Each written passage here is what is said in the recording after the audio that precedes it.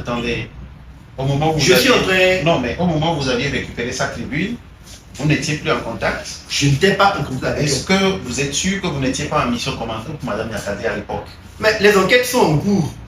Si il y a des faits qui montrent que c'est Mme Niakate qui m'a demandé d'exploiter sa tribune. La tribune, ou qui avait des contacts avec elle avant la tribune ou avant mes sorties, je ne serais pas en liberté aujourd'hui.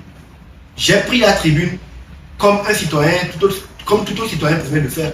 Je l'ai exploité comme je pouvais le faire. Raison pour laquelle on me traite de traître. Parce que non, mais toi tu es de la maison, c'est aux opposants de le faire. Pourquoi c'est à toi, c'est toi de le faire? Ok, voilà. Et donc, donc quand j'ai commencé à exploiter la tribune de Mme Niakate et je m'appuyais sur ça, les déclarations pour attaquer qui de droit, pour que ça me conduise là où ça m'a conduit. Le président du conseil. Voilà. Je n'avais pas été payé. Après, pour reprendre contact avec Mme Niakate, comme je le dis la première fois, c'était pour lui dire merci. Et c'était pourquoi, je tiens à le dire ici, c'est parce que mes collègues de l'autre côté ont demandé que le contact puisse se faire. Je n'ai pas pris. Du M66 ou de la diaspora de façon générale. C'est ça. Et les acteurs politiques engagés. Donc vous voulez dire que ce sont les gens de la diaspora qui vous ont dit il faut que vous alliez voir Mme Niakate. Ils voulaient qu'on puisse créer le contact. Okay. Moi je la connaissais, je lui ai dit, j'ai fait contact avec elle, c'est ma maman. Ok, donc essaie de voir, de lui apporter notre soutien, essaie de parler avec elle pour voir comment on peut. C'est moi qui suis allé vers la dame, ce n'est pas elle qui m'a appelé. D'abord, dans un premier temps, pour la remercier, et parce que les autres voulaient qu'on puisse faire ce pas. J'ai été. Donc aujourd'hui, si il ressort que la dame m'aurait remis des sous pour des gens et que je n'ai pas remis, cela me vaut des inimitiés au train de traître. Sachez que ce n'est pas la seule information. Mademoiselle... non, éclaircissons d'abord cette information. Je veux rassembler ça. Oui, mais est-ce que oui ou non, je n'ai de l'argent chez Mme Niakate? Je le jure sur la tête de mes enfants, sur ma vie et sur tout ce que j'ai de plus cher. Je le jure sur la terre togolaise sur laquelle je pose mes pattes et mes pieds, que si j'ai pris un seul franc chez Mme Niakate, dans le cadre de cette lutte ou pour remettre à une quelconque personne, que je ne récite rien. Oui, mais Amron... Je n'ai rien pris. Oui, mais vous êtes allé la voir plusieurs fois. C'est votre maman, comme vous le dites. Elle aurait pu vous remettre au moins, même si elle ne vous a pas remis de l'argent pour les autres, elle aurait pu vous remettre au moins 50 000 francs pour le carburant. Je vous jure que je n'ai pas pris un seul franc chez Mme Niakate. Ok. Et Zaga pourra le confirmer dans nos discussions. Je lui ai dit, le terrain sur lequel je suis est très périlleux. Et vu comment les choses avancent, moindre chose, je peux me retrouver au trou. Si il avait été prouvé que j'ai pris des sous chez Mme Niakate, je ne serais pas en liberté aujourd'hui. Alors, je vais retourner la question autrement. Oui. Est-ce que Mme Niakate, elle autre vous a proposé de l'argent? Jamais. En vérité, ce combat que nous avons mené, nous ne l'avons pas fait pour de l'argent. On a voulu avoir des citoyens convaincus. Non. Pas forcément pour vous, ça peut être pour soutenir la lutte, comme on dit souvent. Parce que soutenir qui? Nous sommes tous engagés, nous sommes tous les combattants. On soutient qui? C'est nous-mêmes les lutteurs. Il y a par exemple les gens comme les Makunda qui achetaient de l'eau pour des gens lors de manifestations. Madame Niakate, je ne sais pas. Je parle de ce que moi je sais. Je parle de ce que moi je sais. À titre personnel, est-ce que j'ai pris de l'argent chez Madame Niakate? Okay. Est-ce que c'est Mme Niakate qui m'a contacté? Non. Aujourd'hui, c'est l'une des raisons pour lesquelles je me sens un peu coupable. Parce qu'il était dans son coin. C'est nous qui sommes allés vers elle. C'est nous qui avons demandé, nous voulons que vous fassiez plus que la tribune. Qui va être vraiment avec nous. Nous voulions que vous fassiez des vidéos. Le temps où il y aura une marche sur le trottoir, tout est sécurisé, on ne veut pas de violence, ni rien. Si vous êtes engagez-vous encore plus. C'est nous qui avons fait cette action-là. Et quand vous dites que vous vous sentez un peu coupable par rapport à l'arrestation de Mme Niakate, il y a des bruits de couloir qui disent également que c'est vous qui aurez peut-être piégé Mme Niakate, ou bien c'est peut-être vous qui l'aurez vendu. C'est ce que je suis en train de vous dire. C'est ce que je voulais dire quand j'ai voulu donner l'exemple de grâce à ma vie. Ok, allons-y avec Grace d'abord. Voilà, avec Grace Katanga. Oui. Il n'y a pas que cette histoire de j'aurais pris de l'argent chez Mme Niakate pour faire des actions et j'ai gardé l'argent à mon niveau. c'est pas la seule rumeur qu'on fait spéculer actuellement pour me discréditer et pour couper le lien entre moi et les gens de la diaspora et pour couper le lien entre moi et cette frange de la population qui me porte en estime. Il y a eu beaucoup de choses qui ont été dites. Comme, entre autres, le fait que ce soit moi qui suis responsable de l'arrestation de la dame, que c'est moi qui l'ai payé, c'est moi je l'ai vendu, j'ai fait un deal avec tel et tel. Ce sont des rumeurs. Et curieusement, quand j'ai été mis sous contrôle judiciaire, je ne suis pas autorisé à parler de l'affaire. Je ne dois pas parler de certaines choses. Et c'est pendant que je suis dans cette condition mais là, que des rumeurs... Là, on en parle. J'espère qu'on ne va pas venir vous prendre ici. Le problème qui se passe, c'est que je me dis, ça passe ou ça casse. Parce qu'il y a certaines choses qui doivent être dites. C'est pourquoi je le fais. Voilà. Pendant qu'on me dit, je ne dois pas parler de tel, des informations parviennent aux autres. Des fausses informations. Eux, ils s'en servent pour m'attaquer. Moi, j'ai senti un piège. Le bon réflexe aurait peut-être voulu que je puisse allumer la caméra pour essayer de démentir ceci, démentir cela, rentrer dans telle affaire. Et là, j'aurais violé le secret de l'instruction. Je pourrais me retrouver en prison. Et j'aurais peut-être pensé que certaines personnes auraient pu faire preuve de sagesse et de réserve pour comprendre plutôt que c'est peut-être un piège en mouton. C'est peut-être de la désinformation.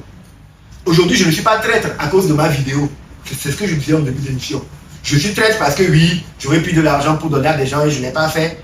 Je suis traître parce que oui, et j'aurais pris de l'argent chez le régime plutôt que de donner à des amis pour supporter. J'ai gardé l'argent pour moi. Je suis traître parce que ils sont allés jusqu'à dire que Amadi Katanga qui a été arrêté, c'est moi j'ai appelé des miliciens pour qu'ils aillent l'arrêter.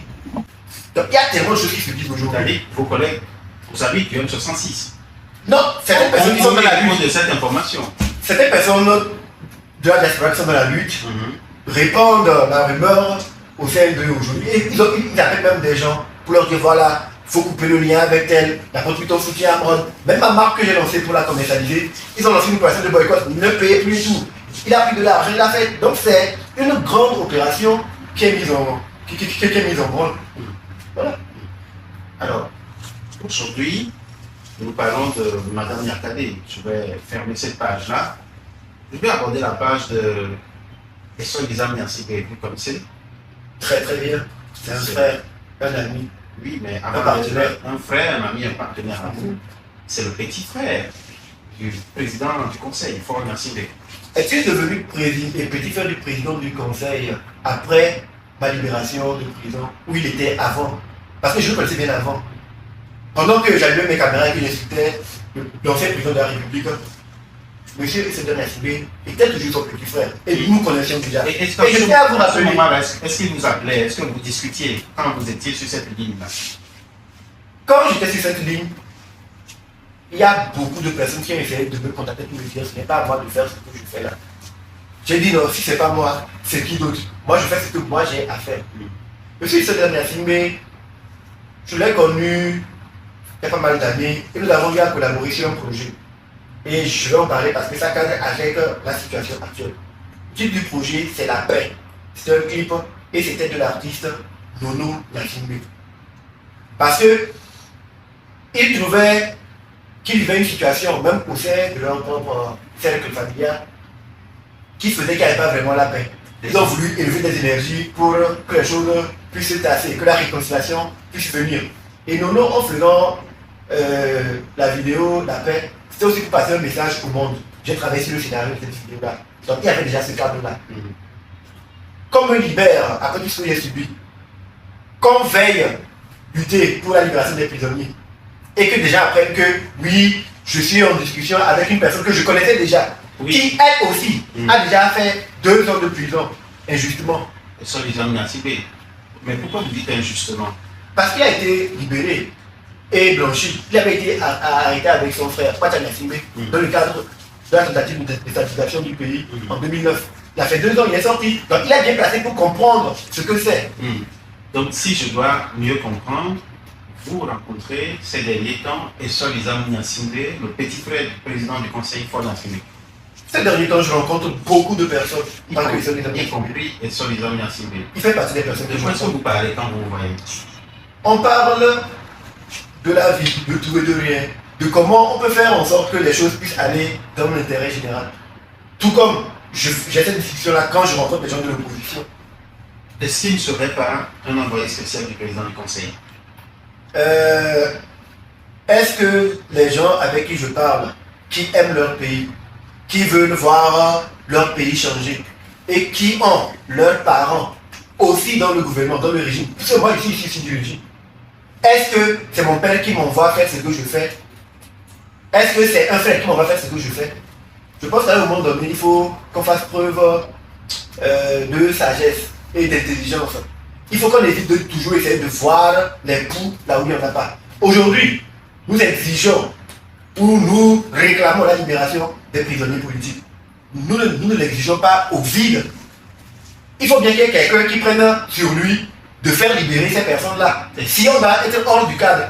Donc, j'ai allumé mes caméras, j'ai utilisé les moyens que j'avais, les voies que j'avais, pour que ce que j'estimais ne pas être bon dans le pays, ne pas être juste, puisse être changé. J'ai vu les conséquences. Je suis toujours engagé pour voir les choses changer dans mon pays. Donc, tous les moyens que je peux utiliser, tous les voies et le coup que je peux avoir pour pouvoir bouger les choses, moi je le ferai. Et j'ai ma conscience tranquille. Je n'ai trahi personne. Donc, vous êtes en train d'insinuer que vous êtes dans des discussions plus ou moins informelles pour la libération des détenus. Non, je ne suis pas en train de dire que je suis dans une discussion plus ou moins informelle pour libérer les personnes. Est-ce que vous êtes en train de faire du lobbying, des plaidoyers pour qu'on libère les gens? Je suis en train de faire du lobbying pour que le Togo devienne une terre prospère pour tous les Togolais. Je suis en train de faire du lobbying pour que tous les Togolais puissent se lever, se regarder comme étant tous des frères et des sœurs, pas en chien de faïence. Je suis en train de faire du lobbying pour que la réconciliation puisse vraiment être une réalité palpable dans notre pays, pas des slogans. Lobbying auprès de qui? Auprès de toutes les personnes que je peux. Donc il y a des discussions actuellement avec vous. Même avec des gens qui peuvent se mobiliser pour les manifestations, je fais du lobbying auprès d'eux. Auprès d'elles, ces personnes-là, je leur dis voilà, si nous devons manifester, voici. Mon lobbying est multidimensionnel. Et comme je le dis, je suis en parfaite cohérence avec mes aspirations et ce que je dis. Ma parole, je ne la proclame pas dans le vide. Le Togo appartient à tous les Togolais. Tous les Togolais sans exclusif. C'est ce que j'ai dit avant qu'on ne m'arrête. Je sors, je dis la même chose, on dit je suis un vendu. Non, tous les Togolais veulent dire et majorité et minorité. Nous sommes censés vivre ensemble.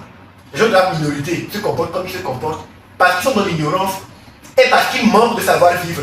Nous devons les éduquer à notre manière. Bon, d'autres ont d'autres options. Moi, je ne les empêche pas de faire ce qu'ils ont à faire. En quoi, moi, ma petite personne, ma personne insignifiante, mes positionnements peuvent dérouter toutes ces personnes qui sont dans la diaspora et qui sont convaincues que c'est elles qui détiennent la voie du salut. En vérité, le mensonge s'évalue devant la vérité. Si ce que je dis, c'est du mensonge, ça ne peut pas constituer une menace face à leur vérité, parce qu'ils sont plus nombreux. Mais en même temps, là où il y a un petit paradoxe, c'est que parmi eux, au-delà de tout ce qui peut être en apparence, dans leur fort intérieur consensuellement, après le 8 surtout, nombreux se sont dit, est-ce qu'on n'a pas jugé un mort trop tôt? Est-ce qu'il n'a pas quelque part raison? Est-ce que la voie qu'il essaie de nous proposer n'est peut-être pas celle qu'on pourrait choisir? Et moi je suis patient, je suis dans la vérité, donc j'attends. Alors, le président du Conseil, le 2 décembre dernier, ça fait déjà 20 jours de toute façon, plus de 20 jours, a annoncé devant le Congrès réuni des mesures de grâce pour la libération des détenus, je dirais politiques, mais bon, diplomatie on dira des détenus en lien avec les manifestations, bon, tout ce qu'on veut. Il n'a pas, en tout cas, il n'a pas parlé de ces genres de détenus, mais la danse est là au niveau des détenus, parce que quand on voit les caractéristiques, on ne dirait pas qu'il y a des détenus politiques dedans, mais bon, on pouvait croire légitimement un peu à sa bonne foi en disant peut-être que les gens comme ça aussi rentreront dedans. Bon, bref, quand vous avez suivi cette annonce, qu'est-ce que ça vous a inspiré? Je peux dire que, à titre personnel, j'attends la concrétisation de cette annonce plus que tous les autres Togolais. Parce que moi-même, s'il y a des mesures de grâce qui doivent être appliquées, j'en fais partie. Je suis sous contrôle judiciaire, ça ne veut pas dire que je suis en liberté. Les gens me voient libre, mais je suis comme dans une prison dorée. Je suis dans une cage en fait. Donc vous aussi, vous espérez bien sûr que la grâce de Fort Nassingbe puisse vous couvrir aussi. Mais bien sûr, quand je me suis mis à genoux, devant l'univers, devant toute la nation, pour demander pardon, je n'ai pas demandé pardon que pour moi, je demande pardon pour toutes les personnes qui sont incarcérées.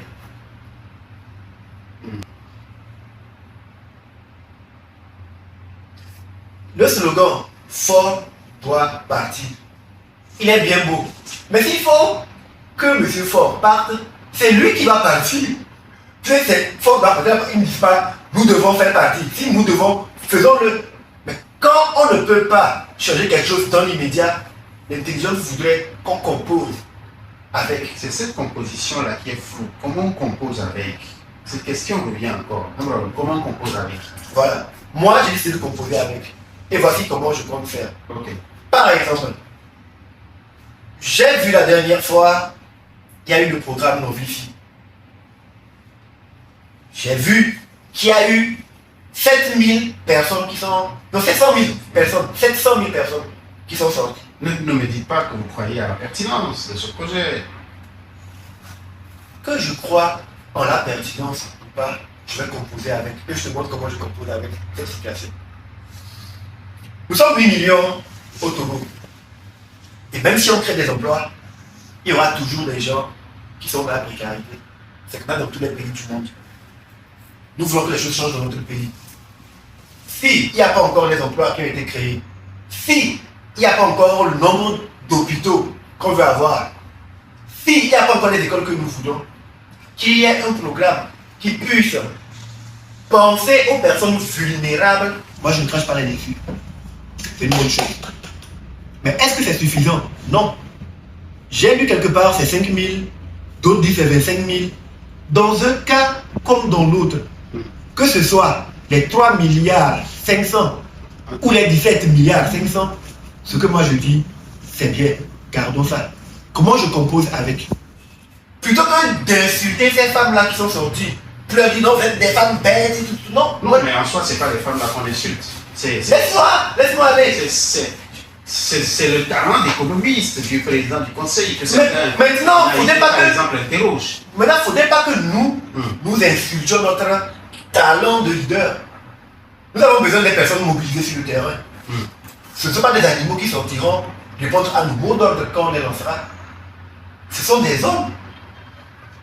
Je pense que les 700 000 personnes qui sont sorties pour répondre au programme Novifi, si nous avions eu ne serait-ce que 100 000 parmi elles, on aurait pu célébrer des victoires. Ces personnes sont sensibles. Elles sont dans la précarité. Si elles vont prendre 5 000 ou 25 000 en une journée, le lendemain, elles retrouvent leur réalité. Mais ces 5 000 ou 25 000 leur permettront de manger le jour-là. 1 million, c'est peut-être rien pour certains. En même temps, à côté, 100 francs, c'est quelque chose d'énorme pour d'autres. Mais que pensez-vous des détracteurs de cette mesure qui pensent qu'on aurait pu prendre cet argent pour construire par exemple des centres de santé, etc. Ils ont donné leur point de vue, je respecte cela, donc je donne le mien. Voilà. Donc moi, qu'est-ce que moi je dirais à ces femmes-là? Vous savez, ce qu'on fait pour vous, c'est bien, on pense à vous. Mais cela pourrait être mieux. Et cela même pourrait être ponctuel. Je vais encourager le gouvernement pour le fait qu'ils aient pu penser à ces personnes vulnérables. Et je dirais que si les gens sont choqués, c'est parce que les gens estiment que non, 5 000 ou 25 000, c'est pas suffisant pour sortir les gens de la précarité. Les gens auraient peut-être applaudi si c'était 100 000, 200 000 ou 300 000. Parce que si on prend 700 000 personnes, on leur donne 300 000 chacune, on met les cadres qu'il faut pour que les gens puissent investir et travailler. Après une année, ça ne sera plus 700 000 personnes de la précarité. Il ne restera plus que 500 000. L'année suivante, il y aura 400 000. Et on va réduire cela. Maintenant, l'État, en faisant ce qu'il a fait... Déjà, ils ont prêté l'argent. Ça dit que le pays n'a pas d'argent. Il faut qu'on donne 200 à 300 000 euros. Jean, mais c'est pertinent. Et c'est là toute la pertinence de mon développement. Voici comment moi je compose avec. Quand on prend tous ces éléments-là, on sent qu'il y a une volonté de faire. Les gens n'ont pas les moyens. C'est pourquoi ils sont partis prêter. S'ils avaient pu prêter plus, ils auraient donné plus. Mais moi, j'ai une solution.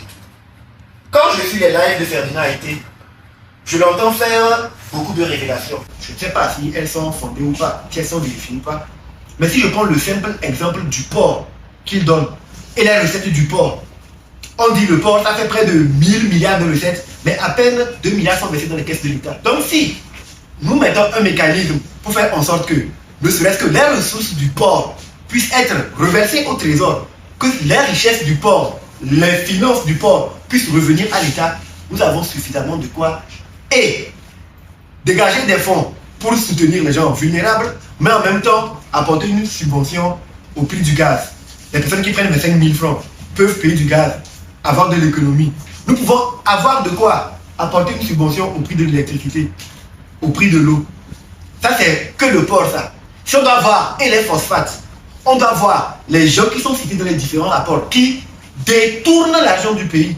Par exemple, il y a la route de Vaugan-en-Foin qui a vu 26 milliards partir, comme jusque-là, les enquêtes n'ont rien produit, on ne sait pas où. Je ne sais pas si c'est vrai ou c'est faux. Hein.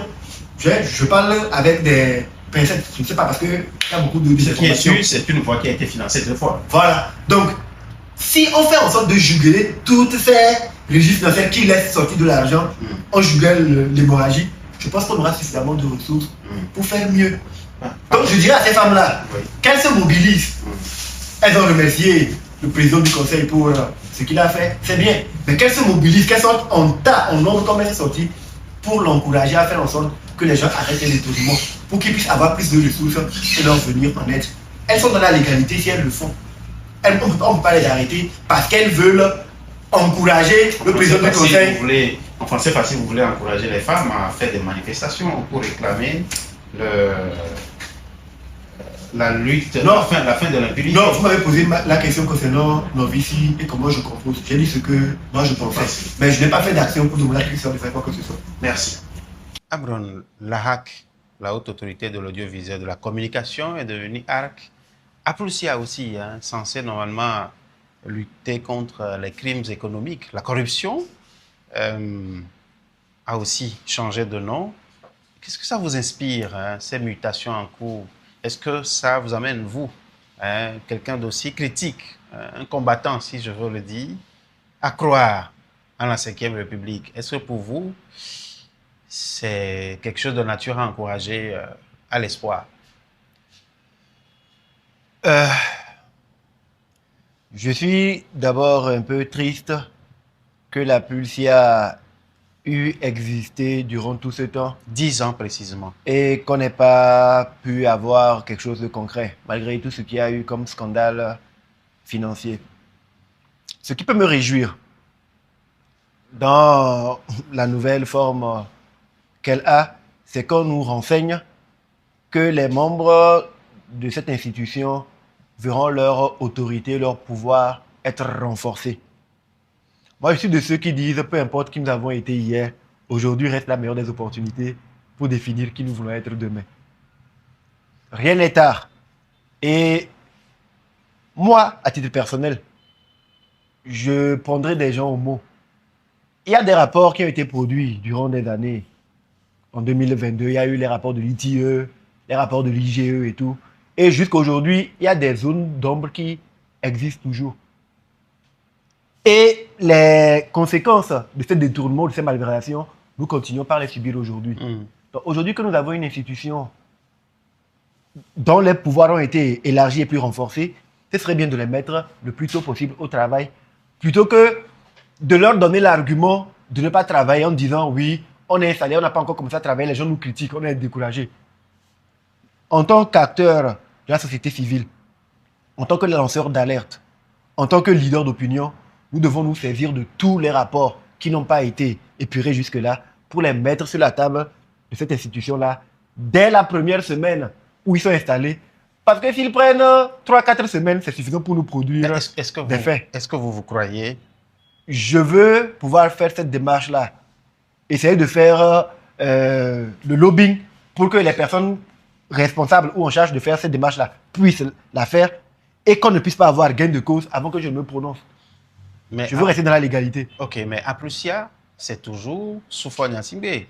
Que ça change de nom ou pas, c'est Soufou Gnassingbé. Qu'on change de république ou pas, c'est Soufou Gnassingbé. Est-ce que vous pensez, c'est bien, vous pouvez peut-être accorder le bénéfice du doute, mais vous pensez véritablement que quelque chose pourra changer encore? Avec les mêmes acteurs, pratiquement? À vrai dire, justement, et c'est très bien de le souligner, la question est vraie. Est-ce que les choses pourront changer avec les mêmes acteurs? Mais la vraie question qu'il faut qu'on se pose, c'est qui sont les acteurs? Il y a le gouvernement et il y a le peuple.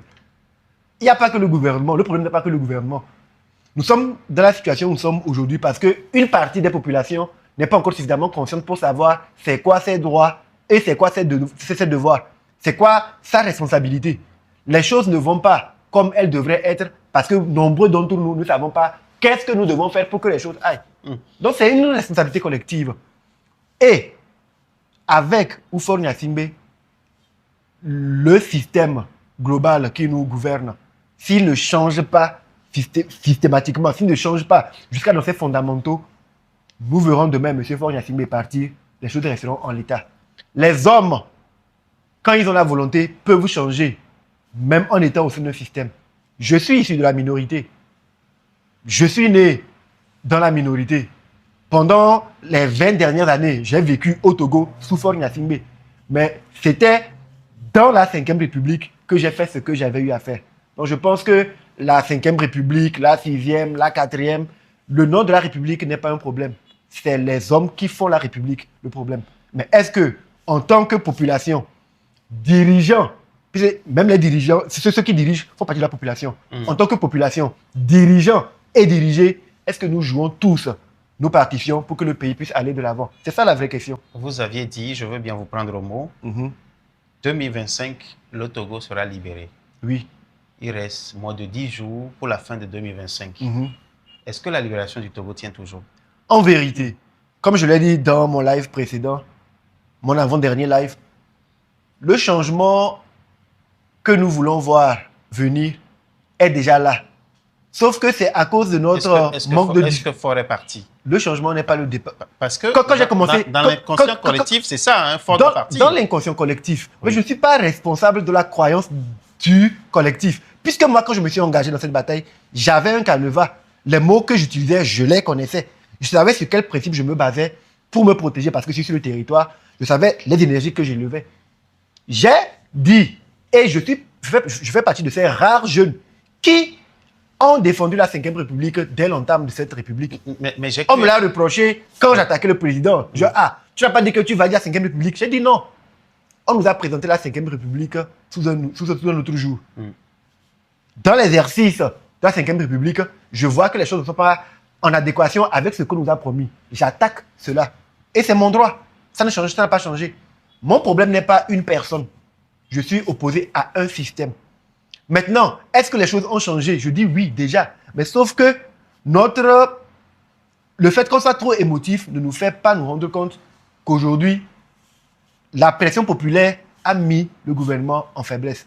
On demande aux gens de nous rendre la souveraineté alors que nous l'avons déjà. Le régime semble plutôt avoir repris du poil de la bête. Le régime est en train de reprendre du poil de la bête justement parce que nous ne savons pas quoi faire avec cette pression-là que nous avons. Est-ce que vous croyez encore à une mobilisation du M66 prochainement? En fait, le problème du Togo n'est pas un problème du M66. Ça concerne tous les Togolais. Est-ce que je pense que si les choses ne vont pas comme elles doivent aller, le peuple togolais se mobilisera, se soulèvera? Bien sûr, je le pense. Est-ce que vous seriez prêt à travailler pour de prochaines mobilisations? Je suis en train de travailler pour les mobilisations. Je travaille quotidiennement pour que le peuple reste mobilisé. Toujours. Et c'est ce travail d'éveil de conscience que je fais. Peut-être que les gens n'entendent pas les paroles qu'ils souhaiteraient entendre de ma bouche. Mais moi, j'ai mes méthodes et je sais où je vais. Je ne peux plus agir pour me mettre directement en danger. Je ne peux plus agir en kamikaze parce que ma posture aujourd'hui... Votre méthode a changé. Ma méthode a changé. Le combat n'a pas changé. Le combat ne peut pas changer. J'ai une question indiscrète, puisqu'on tend vers pratiquement à la fin de l'émission. J'ai une question indiscrète. C'est vrai qu'à partir du moment où j'en parle devant la caméra, ce n'est plus aussi indiscret que ça. J'ai appris que votre petit frère est rentré récemment au pays. Le petit frère, qu'il faut le rappeler, a insulté Faure Gnassingbé. Si ma mémoire est bonne, il a traité de chien. Ma mémoire à moi n'est pas bonne. Ok, mais il a insulté. Je ne sais pas trop. D'accord. Pendant que j'étais fou, il y a beaucoup d'événements, d'informations que je n'ai pas pu bien assimiler. Bon, Mais ce petit frère est rentré à Lomé, il est passé par l'aéroport international Gnassingbé et Adema. Il est venu passer au moins une semaine ici. Il est reparti par là. Mais par quelle magie, Amron? Bien, je pense qu'il y a eu des événements qui ont joué en notre faveur. Les gens pourront mal le prendre ou mal interpréter. Mais moi, je me base toujours sur la vérité pour agir. C'était dans une période où les informations circulaient qu'il y a des démarches qui étaient entreprises pour demander aux prisonniers d'exprimer, de faire leur mea culpa, de demander pardon pour qu'on puisse les libérer. J'ai vu d'autres dire aux gens, non, ne demandez pas pardon, nous avons nos moyens de vous libérer et tout, et tout, et tout, et tout. Mais lui, il n'a pas demandé pardon. Moi, je l'ai fait. Oui, oui, mais lui. Moi, je l'ai fait. Lui, c'est lui. Avant de venir, je crois qu'il a vous. fait une vidéo de près de 15 minutes où il s'est exprimé. Et dans son message, je n'ai pas senti des insultes. Au contraire, j'ai senti une personne qui a envie de voir les choses s'apaiser, de voir les choses changer. Une personne engagée, comme moi, ou peut-être un peu plus que moi, pour voir le pays Togo devenir l'or de l'humanité. Voir les richesses du pays être équitablement réparties parmi tous les fils. Mais il a fait sa vidéo. Moi, j'ai fait une vidéo, j'ai demandé pardon. Mon frère est rentré, il est reparti. Est-ce que c'est à cause de mon pardon? Je ne saurais le dire. Est-ce que Togbebi PC, Zagabombo et tout ce qui va avec les autres pourront effectivement aussi rentrer comme votre frère et repartir? Si mon frère est rentré et est reparti parce que j'ai pu demander pardon et ça a marché, je suis prêt là tout de suite à me remettre encore à genoux pour demander pardon au président du conseil pour qu'il laisse les autres rentrer aussi sans que personne ne soit inquiété. C'est quand même étonnant venant de la part de quelqu'un qui disait hier, il est insignifiant, il doit dégager. J'ai agi en suivant une méthodologie. La tribune de Mme Yakadé a été publiée le 2. J'ai commencé mes interventions de façon assez acerbe et disproportionnée à partir du 7. Et j'ai dit, après le 15 mai, si rien n'était fait de façon concrète, je serai l'opposant numéro 1 de M. Faure Gnassingbé sur le territoire togolais. Et c'est ce que vous êtes actuellement? Aujourd'hui, je ne pense pas que dans cette année 2025, il y a quelqu'un qui s'est opposé à M. Faure Gnassingbé de façon frontale plus que moi.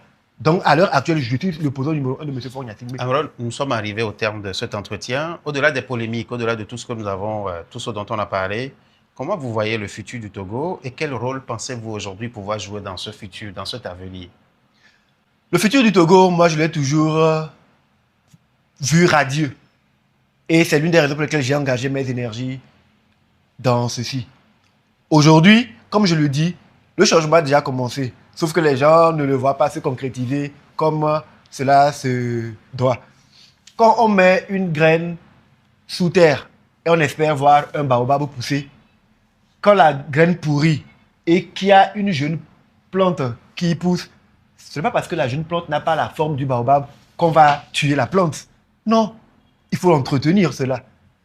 On ne peut pas espérer, même si aujourd'hui, on se réveille, on entend plutôt que M. Faure Gnassingbé est parti, croiser les bras, penser que oui, le changement c'est fini, les problèmes du Togo sont résolus.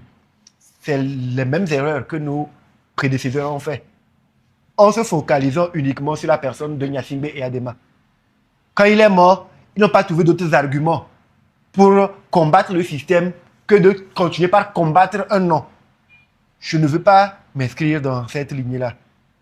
Aujourd'hui, je veux réorienter les jeunes de façon à ce qu'ils puissent revendiquer ce qui est leur droit en restant dans la légalité sans pour autant se mettre en danger.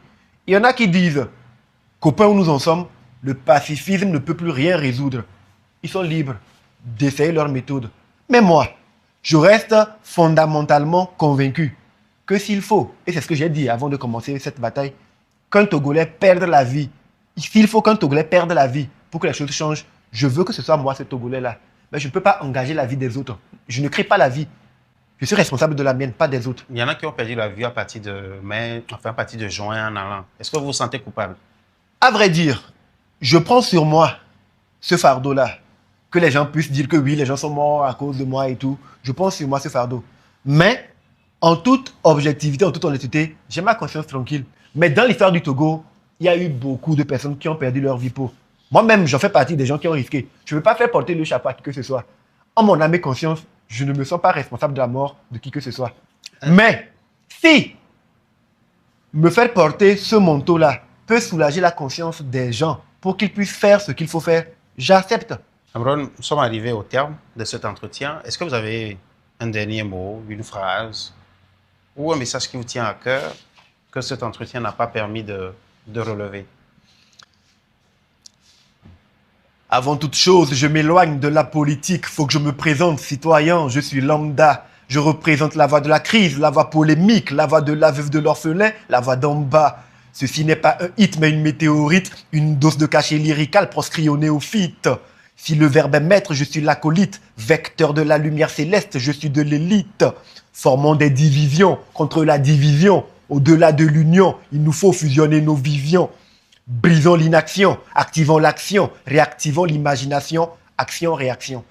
J'ai toujours été cohérent avec mes paroles. Vous avez oublié le refrain. Minorité, minorité, pardon d'oser, penser à la majorité. Petit pays surendetté, ah bon d'accord, mais de quoi a-t-on profité? Vous nous parlez souvent d'équité, mais vous brassez de l'or pendant qu'on vit la pauvreté.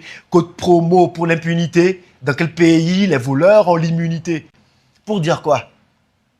Je ne suis pas en train de fuir le combat pour devenir artiste.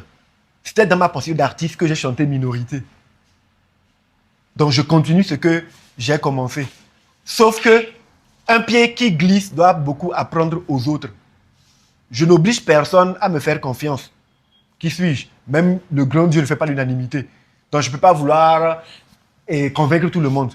Mais les personnes qui pensent que je suis peut-être une lumière qui peut éclairer leur sentier assombri, peuvent toujours essayer de me suivre dans les démarches que je suis en train de faire.